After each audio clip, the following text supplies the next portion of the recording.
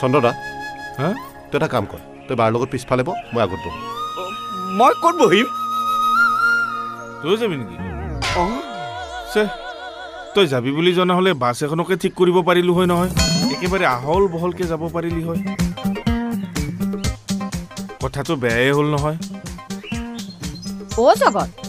তই আজি যাব নালাগে দে ঘৰখনতো কোনো নাই নহয় ঢেৰ কাম পৰি আছে পিছে পৰে যাবি দে